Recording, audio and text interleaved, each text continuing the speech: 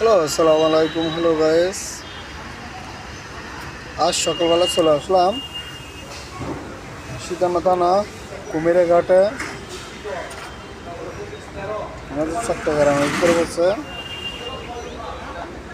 অনেক অনেক হ্যাপি, সুন্দর। আসলে এটা ঘোরার জায়গা। আমি কি বলবো, আপনারা নিজেরা জানেন। অনেক হাজার হাজার মানুষ ঘোরার জন্য আসে। আপনারা আসবেন, সবাই ঘুরবেন, বেরাবেন। অনেক মানুষ আসছে আজ সকালবেলা। আপনারা দেখেন, ইনশাল্লাহ। তো আশা করি পাশে থাকবেন।